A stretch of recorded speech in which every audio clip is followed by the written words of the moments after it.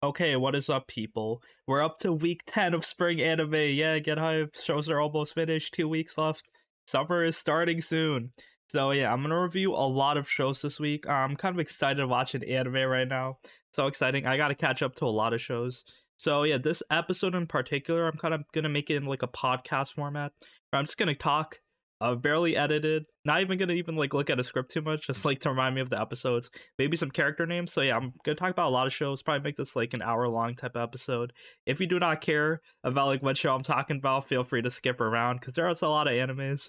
If you don't want to hear me talk about like Gundam Witch, for example, then skip around. If you don't want to hear me talk about Vinland Saga, if you're a degenerate, want me to talk about your favorite romance animes, feel free. I'll try to organize everything, but yeah, I'm gonna start talking about the animes. Very exciting week though overall. Mashle had a cool fight scene actually, so that's like kind of sticking in my head. All these shows do keep going. Oshinoko, there was a break last week, so we have another great episode this week. Aqua becoming a player, messing with these girls' hearts. But yeah, let's get started. So, I mean, I want to talk about Jigokuraku first, because this is like one of my consistently most fun anime. I've been having fun watching this season. Just like so much stuff happening. I love this like kind of mystery environment on this island. We're kind of asking questions, getting answers, get some cool shonen fights, get some like good waifus and like characters out here. So this episode is no different. Just like kind of continuing the arc where we're just like learning more about the Tensen. So yeah, we kind of see Gabi Maru and the little girl May, the pink-haired girl. So yeah, she saved him from the Tensen last time. The dude was sucking his voice. So yeah, he fought a lot of people. He also killed Tensa a few episodes ago. So yeah, rest in peace to him. But people gotta die on this island. So yeah, Gabimaru learns a lot, but before like after he kind of like gets rescued, he's a bit injured, very bloody. And then he comes across the other executioner, the short blonde dude, with the tall samurai prisoner. So yeah, this dude, he had to cut his hand off because the bug bit him, so he was about to turn into a flower. Plus he cut his hand off. So yeah, this dude's kind of tough, I guess. But I mean, he's like a bit weakened now because he has one less hand, so maybe that'll slow him down. But yeah, they kind of go into a face-off, like Gabimaru and this dude. They're like, all this testosterone is flowing in. Neither side can give in. They just want to fight.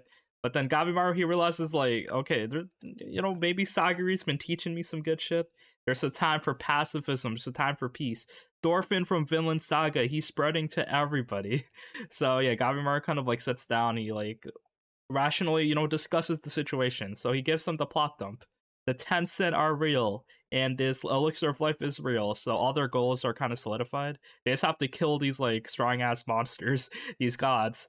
So yeah, it's very interesting because yeah, everyone's excited because they don't really like these dudes have their own motivations, but overall they want to fight big, strong characters. So yeah, I think this big dude, his name is Tamiya. So yeah, I forgot his name, but yeah, the big samurai dude's like Tamiya, I guess. So yeah, him and his Asaimon, his name is Fuchi, the blonde dude. So yeah, blonde dude, he likes to experiment on people. So he wants to experiment on these immortal plant men. Gabimaru also kind of deduces something, so that's pretty cool. He's like, okay, these guys are like somewhat immortal, but they do have like a core since they're kind of like plants. So they kind of regenerate from like the bottom of their body. But wait, Gabimaru doesn't even like say that there himself. It's actually Shobei. So we see like kind of different perspectives, like different characters kind of like giving us the plot dump. So this episode was directed pretty well because just like one scene we see Gabimaru talking, explaining, transitions to Chobei, transitions to like the tree man, Yuzuriha, and then the other like Asaimon that like has the glasses and he has like takes a lot of notes. So yeah, I mean, good way to do a plot dump. Just like skip around, keep it interesting. I don't think we had like a big fight scene this episode, but yeah, stuff is escalating because the gods on this island are summoning more people to fight. So that stuff is happening. Other stuff we learn about this island, yeah, the plant men, they are like they're gods, but they seem to be man-made. So like everything on this island seems to have a logical explanation. So that's like pretty interesting. So like the dude with glasses gives us a really solid plot dump. I kind of liked it. So he's like, yeah, it's like a mix of different religions. So at first glance, you would think, oh, this is kind of like a heavenly place. It's like every religion gets mixed together. But then the Asaimon, yeah, his name is Senta. I'm gonna stop calling him the dude with glasses. His name is Senta. So he actually tells us that these religions are viewed by the perspective of man. So it's not like they're magically created here. Some dude actually established this religion, like, and then he kind of like ties it back. It might be like this ancient Japanese cultist dude. So then, yeah, it's like kind of like 1,000-year-old type of island, but it is man-made. So it's like a big deal because yeah, this is not some magic island. Everything has an explanation. Also, they explain the kind of like energy force that's like coming through in this island. It's called Tao. So yeah, this is their Dragon Ball Z key energy, basically. So yeah, they explained it pretty well. So yeah, we were like kind of confused. Yo, why do some people can just shoot energy beams out their hands? So yeah, they get the power of Tao. So this is like some type of Chinese religion mythology where it's like, you know, everyone like Tao is basically just like life energy. It exists everywhere. And if you can harness it, if you can see it, then you can do a lot of like crazy shit. You can be super strong, you can throw energy blasts, you can regen. So yeah, Tao is used by the Tencent on this island. So Gabimaru kind of gets exposed to it. And yeah, we saw that Mei can also use Tao. So yeah, she's trying to explain it to Gabimaru. It's like strong, weak brain. She's just trying to explain it. She can barely talk actually. So yeah, well we'll get to Mei later because she actually grows up, which is kind of like unexpected but very cute. So yeah, anyway, this like kind of magic energy. Yeah, people compared it to Nan from Hunter x Hunter. I don't really think so because Nan it was like very like kind of deep. It had like different layers to it. I think yeah, this is more just like key energy, just like your generic martial arts anime shit. So yeah, you can do a lot of stuff with it, but yeah, basically the problem is how do you harness it? Because yeah, these gods on this island can harness it very easily. So yeah, they explain it's part of the middle way, Sagiri's way. So that's actually relevant. So yeah, the middle way, you know, you kind of take strong, weak, man, woman, fear, happiness, like all that stuff. You kind of just like you see the middle. You accept both sides, and then once you harness that middle path, then you get super strong. And you can harness the power of Tao to do whatever you want. So yeah, that's interesting. We'll see how Tao evolves. If more characters use it, then you know, good power ups for everyone. Increase the power scaling on this anime real right quick. So yeah, we get all those explanations. I mean, Sagiri has not used Tao, but I mean, it's probably something that she can subconsciously use but not see yet. We see other characters can see Tao, so like the blind dude Shion. So yeah, he's just like training because he has to get a lot stronger. But yeah, he can use Tao, but he's not really a master of it yet, so he just has to like kind of train and get super strong. But he's like pretty badass as just like a blind samurai dude. You also see that Chobei, he jumped up from the hole, so he rescued his brother. So that was actually kind of cool. I was like, yo, let's go, they're not dead. So yeah, this dude Chobei can survive a lot of things, so he can probably use Tao subconsciously as well. That kind of explains his super strength, his ability to regen. So yeah, a lot of stuff gets explained, more questions, but I love this anime because the world building, it's like everything kind of has a logical explanation. Like all these magical powers, there's like something kind of tied to it through mythology. And in this island, a lot of weird shit gets explained. So yeah, a lot of stuff to uncover. You know, there's still more questions. Like some other people have powers that we don't know about. So like Yuzuriha, is that like her magic cum slime? Is that like part of Tao? Is Gabimaru's like fire part of Tao? Probably not, but yeah, I mean, this opens more paths for more growth. Also, Mei, she grows up, so yeah, after she saved Gabimaru, she can actually speak now. So maybe if she was stuck in baby mode like for a long ass time, and then now like, and maybe after exerting her power, she grows up. So yeah, that's interesting. This gives us more questions. So yeah, I mean, Mei is super cute though, so we just gotta protect her. You know, hopefully nothing bad happens to her. But she's been surviving on this island, so you know, I hope I'm not hoping that anyone is alive because I have better judgment. My heart's not gonna get ripped out. I'm not gonna get attached to any characters, even Sagiri, Gavimaru. People are gonna die on this island. So even if Mei is so cute, I'm trying not to get attached to her. But yeah, anyway, she grows up, so she's like kind of maybe 12, 13 years old now, which is yeah pretty interesting. Like I don't know, some Raftalia shit. It just leads to a lot more questions. Will she grow up even more? I don't know. She'll probably stay like a teenager because you know it's a shonen type of anime. But yeah, we just got to see. But yeah, this anime is very insane. A lot of stuff being set up. All these characters we see, and yeah, I can't wait to see more of it, bro. Great shonen this season. I'm wondering if you like Jigokuraku, is it your favorite anime this season, or is something else outshining it? Oshinoko, for example. Because yeah, that story's like very nice. I mean, speaking of Oshinoko, let's talk about it. Because yeah, episode 8 right now got aired. So I mean, very solid anime. I'm liking it. I know people are dooming like, oh, the manga kind of like gets drawn out. There's a lot of like future arcs that are really long and boring. But I mean, this beginning is capturing me so hard. Like this manga is like probably a bestseller just because the anime is like so nice, and you know, the story's like very good as well. It's like it doesn't have to be just like murder, like idle drama, suicide. They can also be like character development, like the drama between the actual characters, like that's existing here. So in this episode, we saw the the new girl Akane. So she come right back out of the suicide. She's happy now. She's masquerading as I. Her acting skills are so good. She's actually like a really good actor. or actress, but then yeah, the problem is like when you're in a reality show, she's not really used to like, just like improving as herself. So she plays as a character, she plays as I. So then Aqua, his whole world is shattered. He's like, I is my mommy. I love her. And Akane's like copying her so perfectly, like it kind of like shocks Aqua because he's like, wow, I can't believe someone could actually do this. And when he kind of talks to Akane as well, she kind of deduces so much of I. Like she's so into profiling that she created like the perfect I persona. She kind of tells Aqua, oh yeah, I assume I was pregnant at 15, maybe had 2 kids. Like, bro, that shit was insane. So yeah, she kind of made like her fake backstory for I that turned out to be actually real. Also, Aqua realizes that Akane might know who I likes as a man. So that's kind of crazy because then maybe she can deduce who the father is. Maybe not because like I feel like if you're like kind of getting pregnant at a young age in this industry, maybe it's not someone you're physically attracted to, so it might just be out of circumstance. I'm not sure though, bro. This is my headcanon. But basically, Aqua realizes that he can use Akane. So and then Akane kind of has like a crush on him anyway. So they're hatching something there. We can see like where the emotions are flowing. Like Aqua has like so many girls around him, bro. How can he cheat on Kana though? The baking soda liquor, she's so cute. I love her. But I mean, this is what this anime is all about. You can't just have romance 1-to-1, easy, no drama, just like communication. No, you gotta have like plot twists, love triangles, side characters, all these things. So Akane's like super powerful now, like kind of rising up the ranks of best girl. Hana's really jealous that she actually like stops watching the show. So he hangs out with her to play baseball to kind of cut school. And I mean, it's a pretty cute date. So he asks Kana about like Akane, do I really like her? And then all about like his dating life, like girls that he's attracted to. Aqua actually like admits that he's into older girls. So Kana is 1 year older, but so is the other girl, Akane. So she's just so conflicted. She's throwing the baseball really hard, but then they do have a fun time. So I mean, this is just like a wholesome scene, just them talking. Kind of shows their standing as characters, see like where they're going, fleshes things out. So yeah, it's pretty solid. But yeah, as the show is like reaching the finale, there's gotta be a couple at the end of this dating show. So Aqua, he actually kisses Akane for the show. That was insane, bro. The ratings are through the roof. Also, yeah, everyone has like a celebration party at the end. It was kind of interesting because none of the other couples like got together during the show.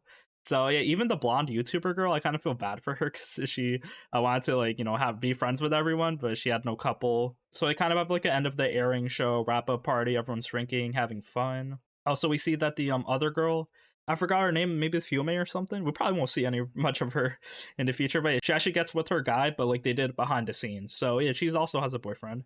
So yeah, the blonde girl really is by herself. So at the end of the episode, Aqua, he's like, "What if you join my idol agency?" Because like, I see that you're kind of sad. You don't want like all these friendships to just like end so easily. So Aqua recruiting girls, breaking hearts with Kana, having like leading on Akane. It's all there in this episode. This dude's such a player. Great main character. I love to like kind of follow his perspective and then like see all these girls around him helping them out, but them also like having their own jobs in life that they're like pursuing. It's very cool to see like this arc finish up. I wonder where we're gonna go from here. Anime's almost finished as well, so we gotta read the manga, find out more. The manga's barely like releasing though in America, right? So you can't actually buy like too many physical copies besides like chapter like up to volume 3 maybe.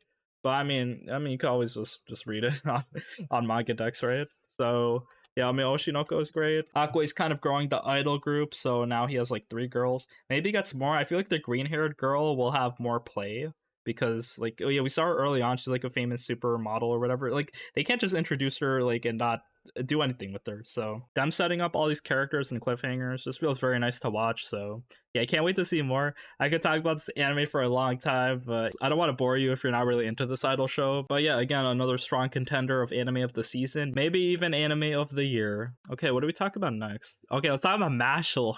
This episode, I love this so much. It was okay, yeah, so insane. The fight in this episode was like one of the best fights this season. So yeah, it's pretty good. Like the Mashle, like it's such a simple anime, but like the direction's nice. The animation, they pull out some good animation when they need it. And Mash is the character, very funny. So yeah, the jokes don't really get old. So I hear there were like 2 fights, so it's another like 2 fighter episode. So yeah, everyone's kind of trapped in like the laying dorm area underground, like this like magic duel chamber that no one knows about. So yeah, we realized like why like people are being lured down here. So we saw the lemon kind of puppet doll. So basically they're making like magic steroid potions. by extracting magic out of people. So yeah, like the dude with the puppet master dude, the leader of the Langdorm, he's like the one kind of running all of this. So yeah, they're trying to save Lemon. So that's like the whole point of everything. So yeah, I mean, good thing Lemon is like a good character to root for because if it was anyone else, I don't think Mash would like expend any of this effort. But yeah, before we get to Mash's fight, we get to Lance Crown's fight. So yeah, Lance, he never really disappoints. He's always like a cool dude. So he's basically kind of fighting this other dude with glasses. He kind of has his own magical powers, but yeah, Lance, Graviol, bro. Just drop that gravity magic. That's all he knows. So yeah, his magic is also like really strong, so it doesn't really change anything. Problem is this dude, he has mud magic. He can make like mud, like solidified mud shoot at you and mud like clones. So yeah, it's kind of like a stalemate until he releases his Secundus. So okay, if you gotta increase your magical power, there's like a magic power level 2. Such a lazy way to do it, but I mean, this anime, I'm not gonna complain. So yeah, basically, yeah, he has level 2 mud magic, but then Lance, he can also do the level 2. He does Graviol Secundus. So yeah, he just like kind of beats him pretty easily. But yeah, basically the story in this fight is that the other dude, he's kind of like his parents pressured him a lot. His dad basically, he's like the typical Asian dad. He's like, oh, unless you like do this, I'm not impressed. So yeah, the fact that you got into the school, like, I don't care. The fact that you're into Langdorm, I don't care. The fact that you're like a double liner, I don't care. Like, you have to like kind of be the whatever Imperial Scholar. No, it's the what Imperial Scholars for Spy Family. What is the one for Mashle? Divine Visionary. Oh my god, fuck these names. I'm not gonna remember shit. This is another problem doing this unscripted. Just like have to Google shit. So yeah, I forgot the name already. Divine Visionary. Yeah, to be the Divine Visionary, that's how his whatever that dude's dad would like be impressed by him. So basically, yeah, they're fighting to do like the Secundus magic. The dude summons like a big kind of mud demon meteorite thing, but Lance, he does Secundus Graviol, bro, smacks that shit, destroys it. So yeah, I mean, Graviol's such a powerful ability. It can crush things and destroy things pretty easily. So yeah, the fact that the dude got beaten for like maybe the first time, he's kind of like sad now. But then Lance, he kind of gives him the motivational speech like, "Oh, you're not useless. Here's your journal, your diary." So it's like they're kind of like telling them that this world they're living in is kind of messed up. Your worth doesn't rely on you being the best at magic. It's like whatever you want to do. So yeah, Lancey does get reminded of his little sister as well. She wants to be an idol. She wants to be a singer. So yeah, that kind of like inspires Lance. Like, oh, you can just have the freedom to do whatever you want. So yeah, this dude's very cute, good fighter, love him, and yeah, this fight ended like pretty wholesomely. So yeah, we're not killing these people. We're kind of changing their hearts in a good way. So yeah, everyone's kind of misguided. After that, though, we have the fight with Mash and the Mask Dude. So this is a good fight because, like, we haven't seen Mash too much get like overwhelmed or anything. But yeah, Abyss Racer gives him his first challenge. So yeah, they fight. So they fight one-on-one. Abyss Razor has the mask. Mash, he has like super speed, so he kind of like tries to punch Abyss Razor. Abyss Razor has the sword though, so he's actually faster than Mash. That's pretty cool. So we see what Abyss Razor actually meant when he's like, "I'm just like you." So they're both rejects in the magic school. So Abyss Razor can actually use magic, and he's also pretty smart. He figures out that Mash can't use magic. But the thing that makes Abyss Razor different is that he has the Evil Eye, which makes it so he can suppress people's magical ability. Thing is, if you have the Evil Eye, you're kind of cursed. You're like a reject. You're like at the same level as Mash, basically. Like, people don't like you. They want to kill you. And even, yeah, so we get his backstory later. I'm not going to spoil his backstory right now. I'll tell you later. But yeah, basically, this fight, insane. Like, face off Mash. Like, even if he gets beaten up, even if he gets cut up by the sword, he's like, I don't care. I'm going to keep moving forward. Your life story sucks. Just be good. So yeah, Mash is getting cut up. He doesn't care. So he actually uses his abs. He gets stabbed in the midsection, actually sucks the sword in. That was like pretty insane, like abs magic. So he kind of like traps Abyss Razor and punches him in the face. So yeah, that's the one way to get him, because Abyss Razor has the like acceleration magic basically, so he can just like move really fast. So yeah, Mash just needs to lure him in, trap him, and you just punch him. So yeah, Mash, he's taking a big beating though. He's bleeding a lot, but he punches Abyss Razor in the face. And then yeah, we see Abyss Razor. Oh no, he's hot. He has long white hair, pretty cool. I like his design. Basically, yeah, now they're on like an even playing field. Abyss Razor tells us, yeah, how his life kind of sucks. Although he probably doesn't know Mash's true backstory, because Mash didn't have it easy at all. But I mean, I guess like Mash is just like so happy-go-lucky that he didn't have to deal with a lot of like serious trauma. Anyway, After that, after he breaks Abyss Razor's mask, he goes into second form. Everyone got their second or secondus, whatever their second ability is. He basically makes like a force field, like a domain expansion, and basically everyone inside of here, their speed is slowed down. Except Abyss Razor, he actually drains your speed. He takes the speed for him. So not only is his opponent slower, he's exponentially faster. So yeah, he's just like cutting Mash a lot more. But yo, Mash, he's smart, bro. His battle intellect. Our shonen main character is doing it. So he kind of punches the ground. This is not even the first time he did this. He did this against Lance as well. So when he punches the ground, the walls kind of cave in. So there's nowhere for Abyss Racer to go except forward and backwards. So yeah, Mash can just blitz him, run forward. Even though his speed is slow, he's still like super fast. He punches Abyss Razor's sword, slashes that shit. The music was so good. This fight scene, insanely nice. And yeah, it's not over. He continues. He steps on Abyss Razor's foot. This is the second time he grabbed him. First time was with the sword, now with the foot. Once he grabbed him, it's over. So he uses full muscles magic, flexes his muscles, just punches him, uses like every body part. Like the music was insane, bouncing this dude through the walls. I loved it so much. Shouts out to the animators. I think this was my favorite action episode of Mashle. Probably not my favorite comedy episodes. There are a lot more funnier episodes. Like I think the one with Mash just making potions and they just turn into cream puffs, that was like super funny.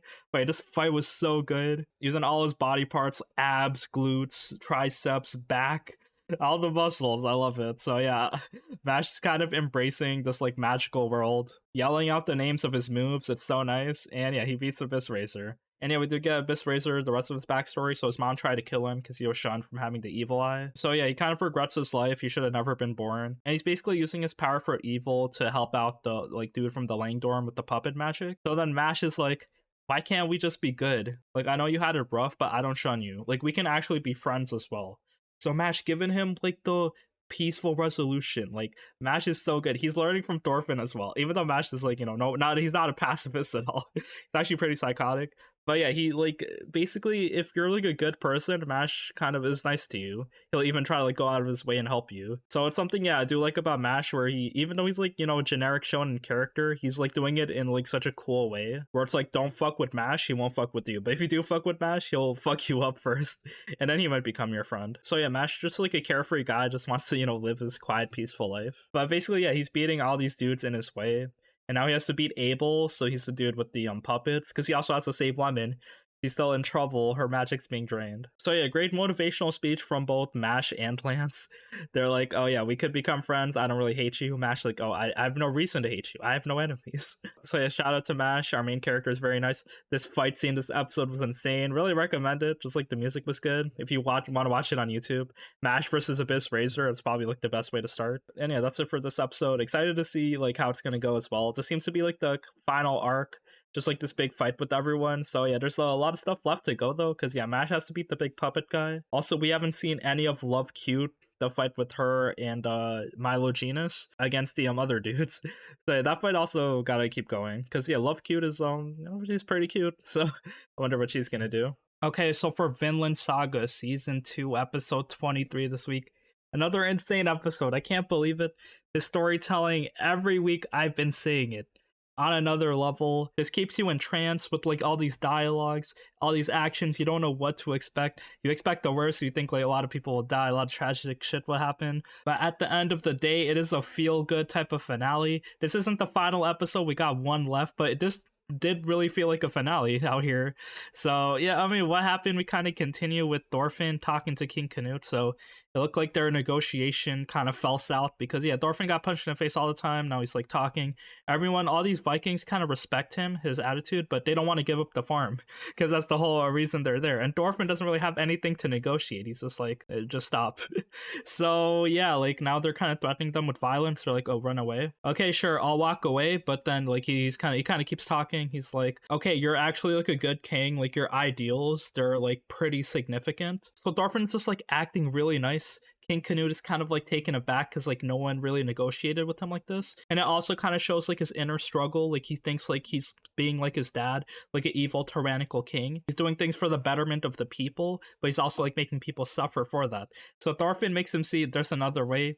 Peace is a good option. So Thorfinn's like, yeah, okay, I'm gonna run away. And then King Canute's like, bro, you took all these punches to the face. You kind of negotiated with no power, and now you're running away. So King Canute's just laughing at just the audacity of Thorfinn, I guess. And then this worked.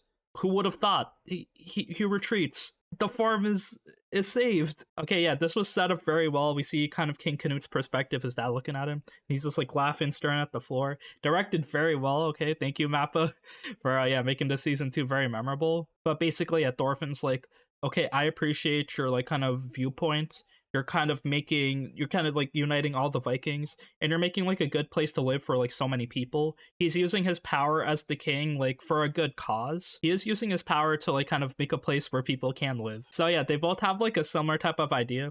Thorfinn's gonna go to Vinland, kind of like make a place with refugees, survivors, and like people that want to escape war. And then King Canute is just gonna like expand his territory, just like get more land, more wealth, and hopefully like establish like a good kingdom. So yeah, like they're both kind of warming up to each other, and you know, they're all happy. So this negotiation, I was like, what the hell? It actually worked. Everyone's kind of surprised that like, yeah, we don't need the farm anymore. And yeah, there's a big epilogue narrator thing. So actually this moment with Thorfinn, this interaction, it changed King Canute entirely.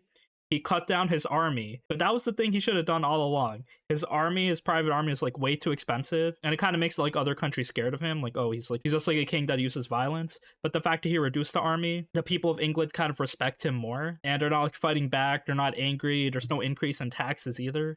So yeah, it's a win-win situation all around. And I guess Thorfinn's like reaching closer to making a place where, you know, people can belong. Bro, he discovered America. But yeah, I mean, we know how that turned out. Years later, civilization is established. I gotta brush up on my history. I probably might after this anime's over. I'm just like kind of curious how this is kind of differs from real life events. But yeah, this epilogue is very nice. We kind of see like all the characters, like what are they doing? So we know that Arnheid died, so they're kind of like, you know, taking care of her grave. Einar, he's kind of struggled a lot, you know, everyone he knows is dying. He lived as a slave, but then they did rescue the farm. Thorfinn's like back to normal, so he's like, okay, we gotta establish this land. We gotta go to Vinland. We gotta like, you know, do this. So it's gonna be like a hard like struggle to like, you know, make your own civilization. You do need money, but I mean, I guess they're just starting from scratch. After that, we see a lot of the other characters. So Snake, he's kind of living with Olmar and all. So yeah, that's pretty good. So yeah, Snake says, oh, my name is Roald, son of Grimm. I don't know who that is, but probably a significant person historically. Gotta Google that shit a little later. It's funny to see the rest of Kettle's family, because Kettle himself, he was such a nice guy in the beginning of the season, but now he's like a shell of himself. He's broken. And Olmar, I thought he was so annoying. I thought he would die like so quickly, but he actually got character development. He's like, I see that like you fought for peace. You taught me that like, you know, that's the true way. You don't have to fight all the time. You don't have to be a warrior. He also see Thorgal, so he's just mad that yeah, he couldn't get to fight the king. So I guess he's going on his like nomadic Viking adventure, probably for revenge, or maybe he'll actually work with the king. So yeah, we got to see what Thorgal's gonna do, because he's like a really funny character. Besides that, after the ending, we see a lot of people kind of like, you know, taking care of the farm. There's a lot of good moments where they're just like slowly working on the farm, and then there's like some black text on the screen that's like saying, oh, carve it in your skin, carve it in your bones. So it's like they're kind of continuing. They're not like discouraged even after like fighting, even after people die. They're rebuilding the land. They're going to the next chapter of their life. So yeah, pretty significant episode. This farming arc is over. Like, I did not expect it to go like this. Just so effective. You know, Mappa doing a good job, just like, you know, showing action, making the characters look really nice, and then kind of framing this dialogue really well. So yeah, another solid show. Can't wait to get the finale next week, because when this anime is over, you know, it's probably going to be a big wait for like another significant like story type of anime. I remember last year Made in Abyss season 2 was just like insanely good. The story doesn't need to do too much, but it's just like so effective at like building upon the world, making you feel bad about the characters, and kind of like subverting your expectations where you're not really sure what's going to happen. So yeah, everything's very cool, and that's it for Vinland Saga this week. Yeah, Heavenly Delusion, we're on episode 11 already, so I think we have one more episode left. Or maybe not, maybe we have two if it's a 13 episoder. I like it because, yeah, I've been saying it every episode. There's like a mystery in the story that we're following.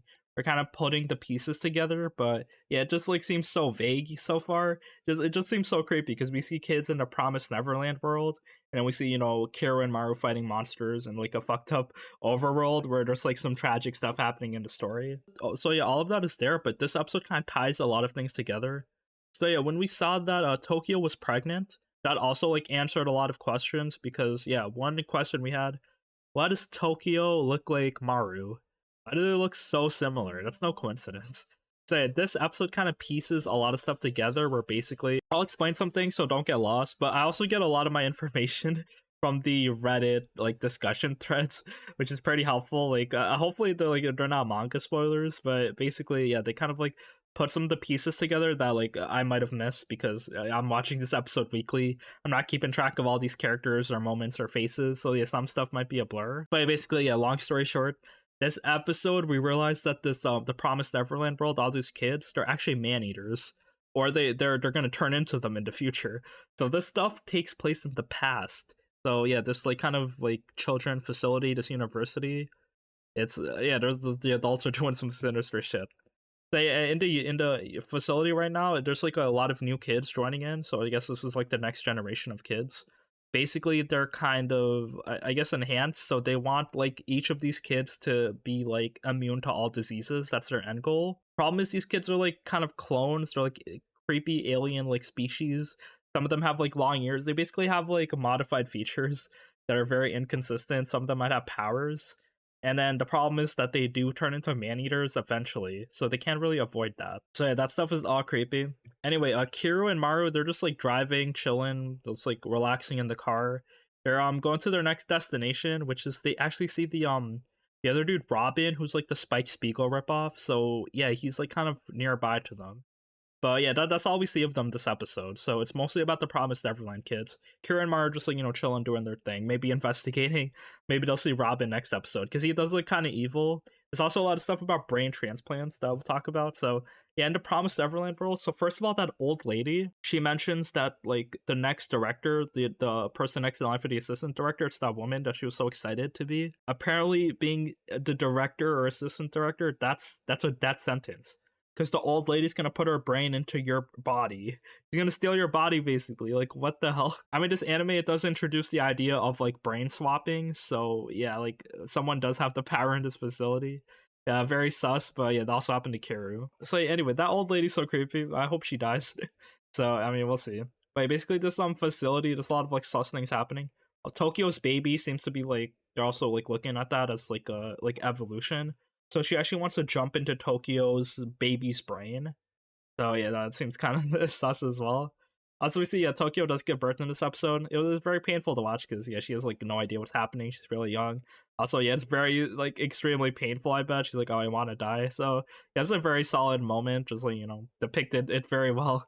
I kind of got uncomfortable, which was the intention. Just like made you want to like feel sad, made you want to stop watching. But yeah, basically yeah, she gives birth to the baby. It's a healthy baby, and now she's like living with everyone back to normal. The other stuff is happening. We see the girl. She's like the girl that can like read the future. She's kind of like the like very outgoing. So okay, one, she has like flappy ears. So her name is Mimi Hime. I don't know why she has flappy ears, but it is revealed that to us.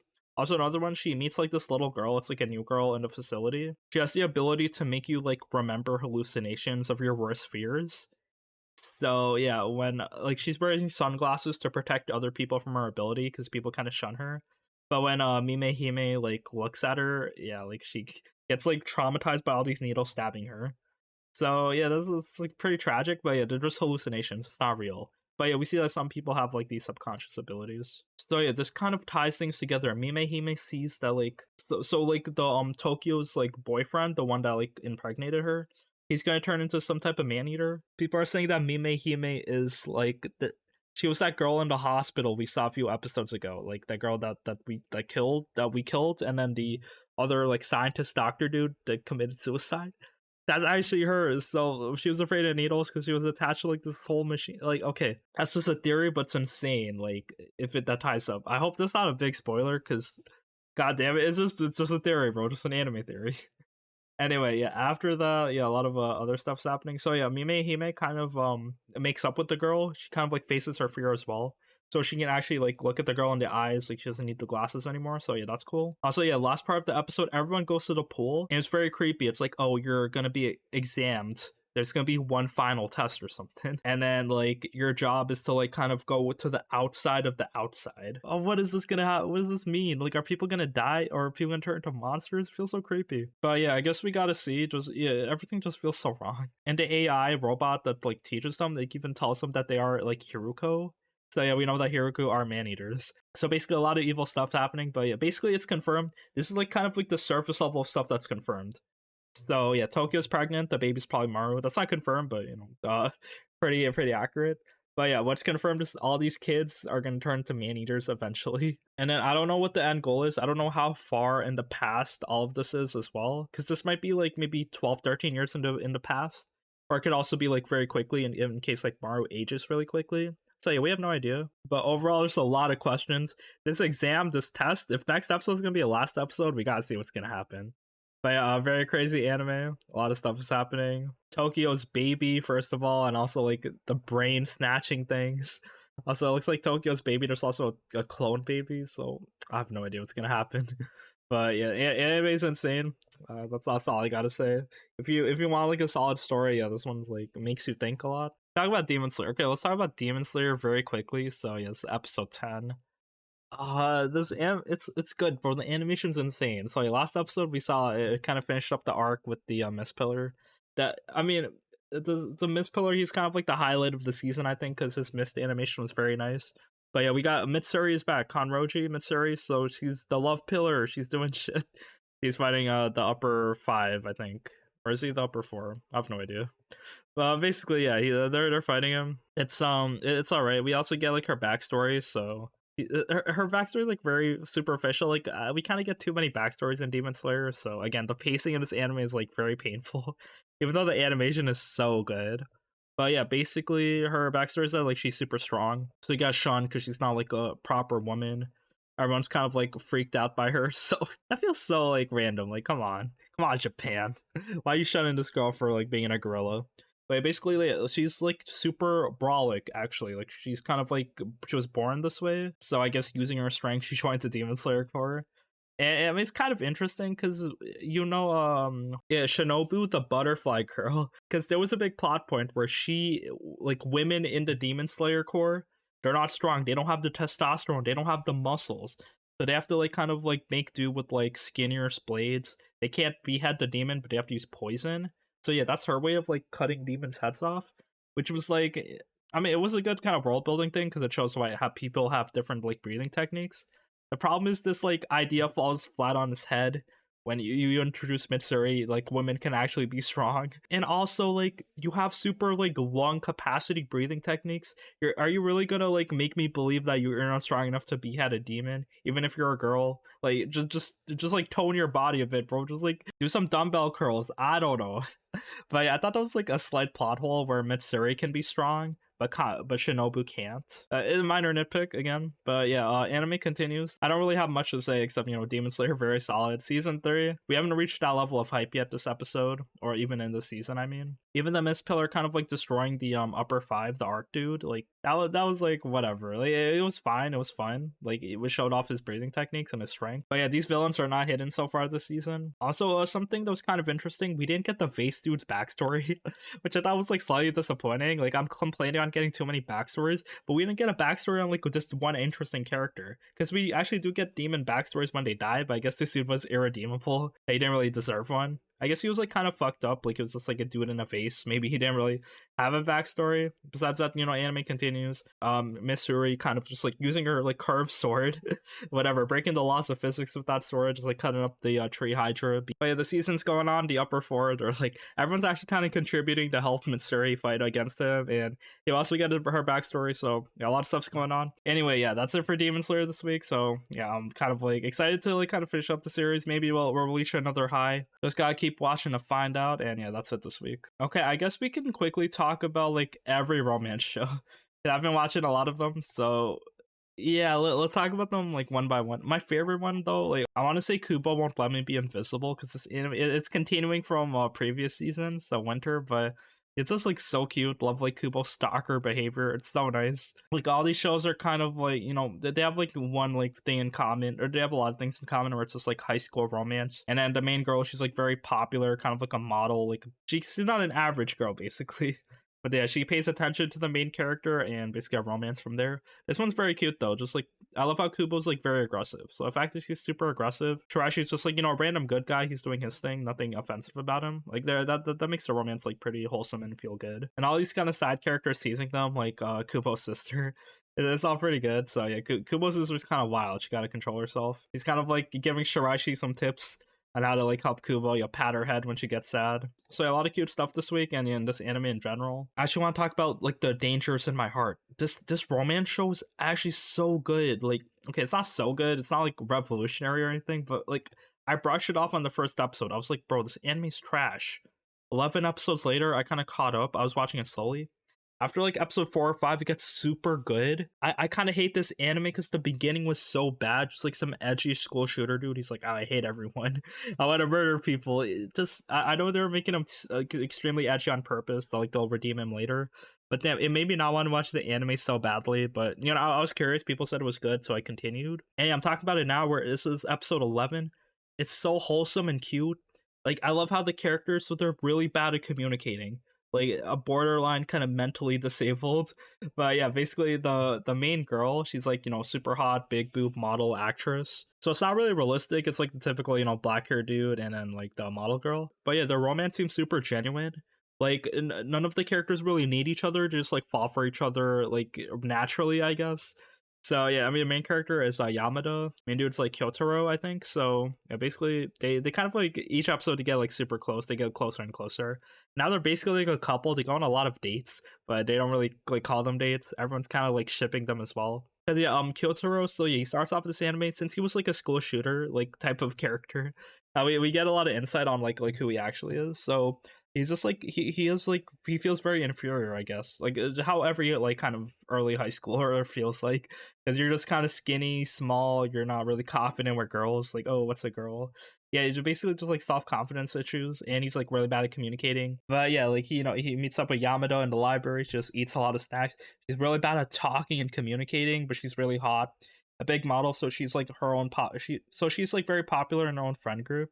We see that though, like she doesn't really have any kind of like close, like genuine friends she can be natural to, like talk about. Or, like she can't really talk about specific things. That's until she meets Kyotaro in the library, and they kind of like make a lot of jokes. And yeah, their relationship is so cute. So yeah, here Kyotaro actually breaks his arm because he's on vacation with his family, and he wants to get like a good picture of like the New Year's sunrise, and with like all the snow and everything.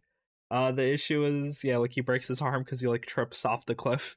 And yeah, that was very funny. So he's the worst of cast. Everyone's kind of taking care of him though. So yeah, pretty innocent episode though. Nothing like major happened.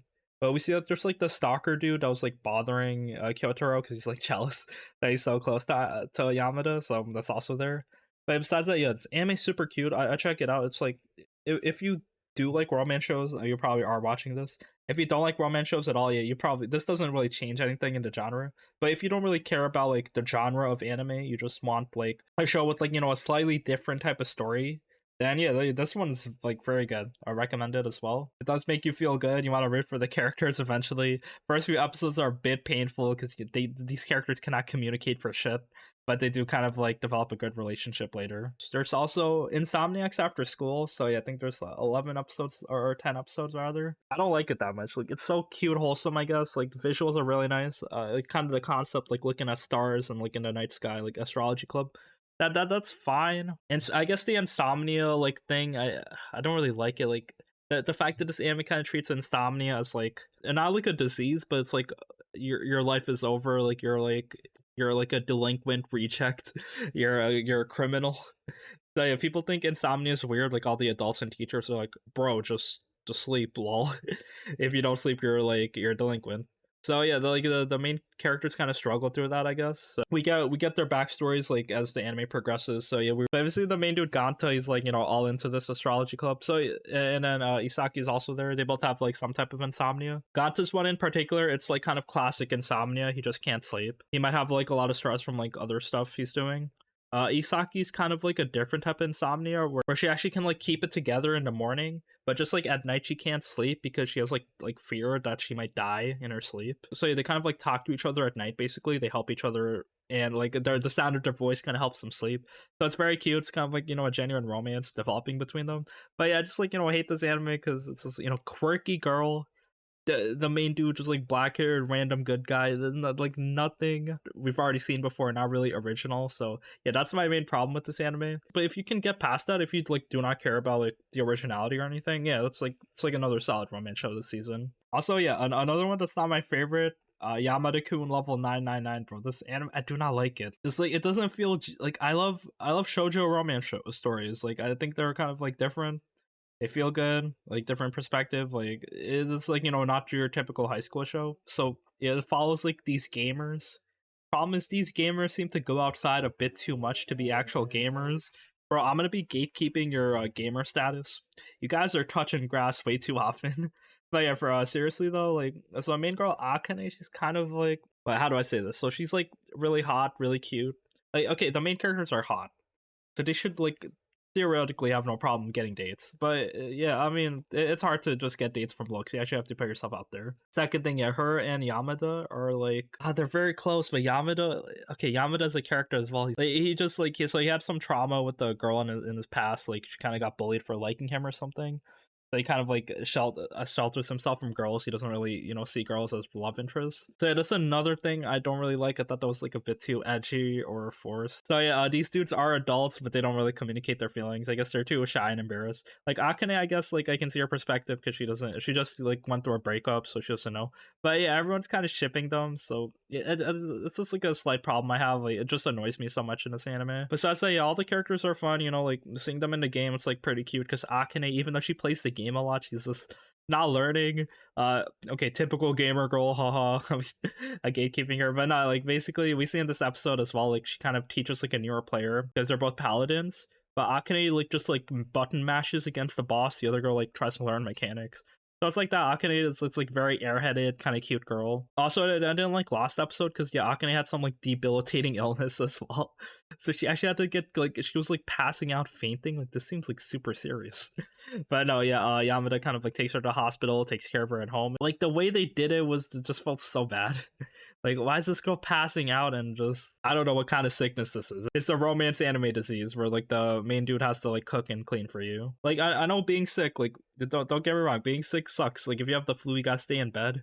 If you gotta go to hospital, it's even more serious. But this is so unrealistic on how she was like passing out, going to hospital. She just like had no memory. So yeah, just like I have so many nitpicks on this anime that like I don't really like it. It is, I guess, like somewhat relatable. I guess if you have your Discord group you see in real life. But yeah, besides that, anime continues. I'm not gonna be a big hater on it, but yeah, it's not like one of my favorite romance shows either. And I think that's all the romance shows, all the main ones. Let me see, did I miss it? Oh, Tonikaku Kawaii. Oh, this anime is so cute.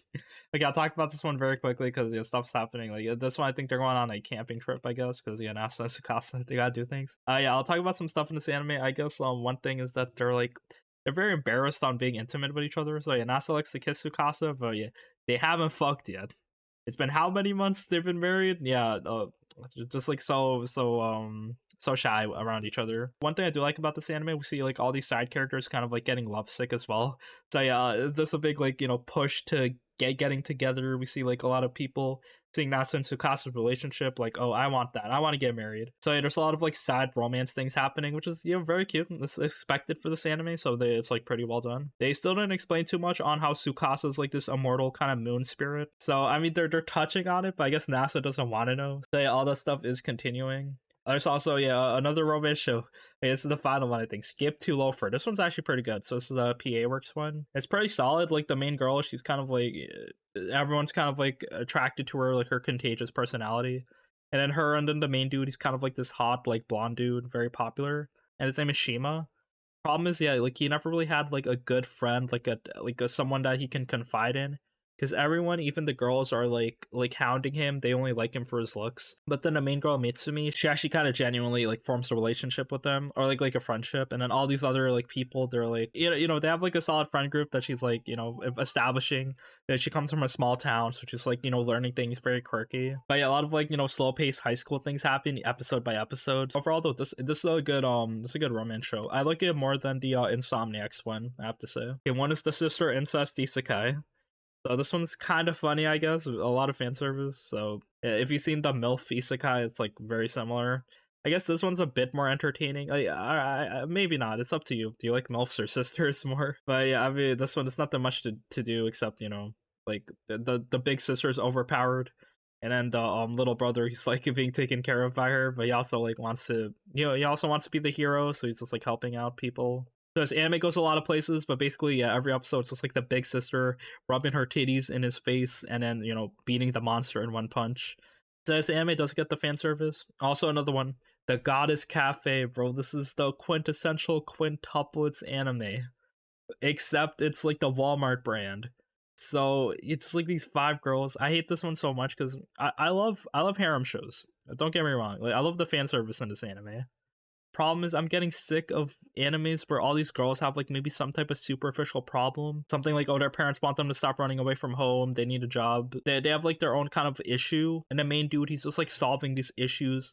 He's like, I don't know. And then they all just fall for him. It just feels so undeserved. Like the main dude, his name is Hayato here, and then he's just so like, all these girls have some slight problem. Oh, like their mom is concerned or their sister or something. And then he's just like, oh, just talk, explain yourself, they will understand. And then all these girls are just falling for him. Like, oh, like one of the girls, she's like, oh, I want to make good coffee. And then she's like, you show your mom how good your coffee. It's like, why do you need this guy? Like, I don't care if it's like a romance, I don't care if the guy is involved, but why do you need him to say something so simple to solve your problem? It does not feel deserved at that point. But that's all I got to say for this anime. If you do like fan service though, check it out. I think episode 7, it was like the girl with the abs.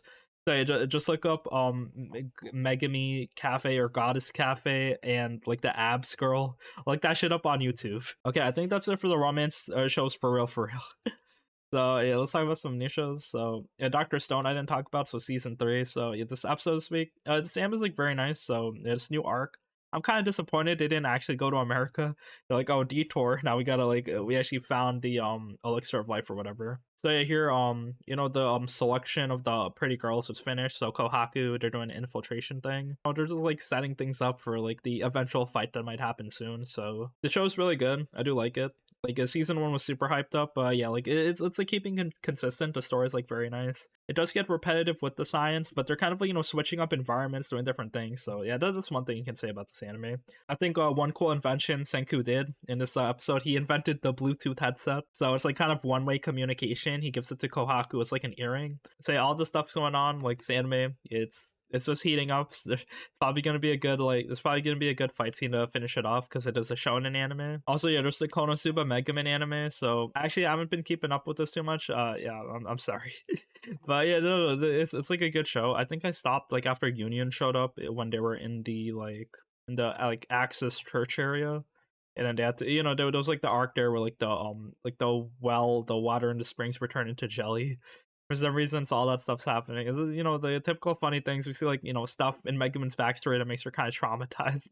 A lot of solid kind of backstories and setups with her. Like we see that Megaman has like a lot of trouble getting into like a real party, getting money, getting like, you know, more skill points to evolve her magic. So stuff we already know, but yeah, just like giving us more like backstory, more concrete setups. This anime as a whole, you know, it's solid. It's good if you like Megaman. I'm taking my time watching it though, so nothing like super gripping on it, but it's just like a good casual watch. Working for God in a godless world.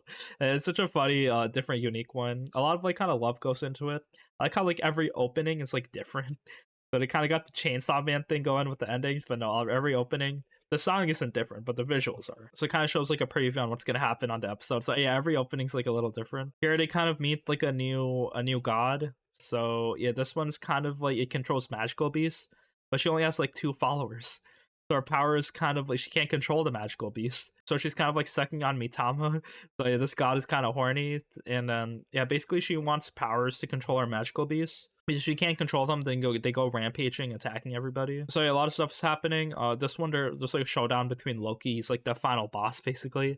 He has like a lot of like body doubles he can make, so he's pretty powerful. He took over the kingdom, so all those people are following him now. So he has like 1 million-ish followers. Everyone else has like, you know, 10,000, 20,000, but no, he has 1 million, so he's like super strong. But there might be a way to counter him because like he's just like taking care of like these brainwashed people. And yeah, his idea is to make an idol to like inspire people, because if they see something cool that they can bow down to, like Mitama in an idol, they can kind of advertise that and make people like worship her. So yeah, this anime is very crazy. Every arc is like so insane.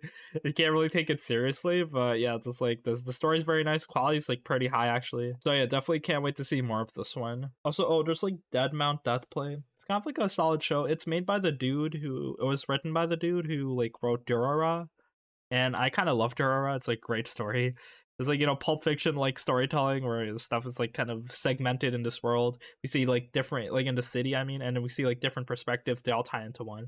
This anime is not really like that though. It's a bit too serious for my taste, but it's like kind of funny, I guess. So it's basically a reverse isekai. Main dude, he's not really the hero, he's actually the villain. So yeah, a lot of reverse isekais, like the villain gets isekai'd into the earth. Because if it's the hero that got isekai'd, like it'd be kind of boring, I guess.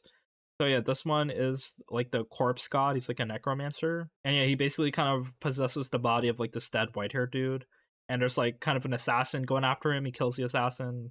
Blah blah blah. A lot of stuff happens. So the same is like pretty serious, like a little too serious for me. Like it takes itself too seriously. But overall, yeah, it is kind of popular. Like the story's not too bad, so I'm gonna keep watching it. But yeah, not too much to talk about. Just like, it is doing its own thing.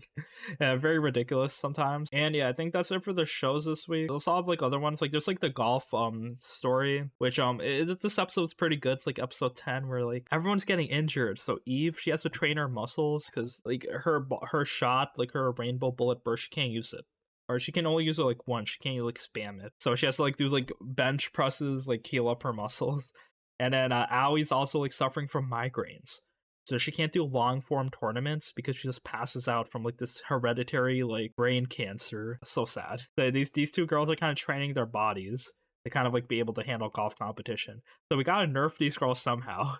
So I guess that's how they do it. Give them like actual like consequences and like injuries. So it is basically like a 1 year time skip, I think, because they want to see each other in like the British Open. So they're basically training to kind of like show off over there. So yeah, 1 year time skip this episode, and I guess they'll face off next episode. We got to see, but yeah, very interesting. I kind of feel bad for Aoi because I've been liking her, but I've been talking about Gundam Witch season 2 as well. It was good.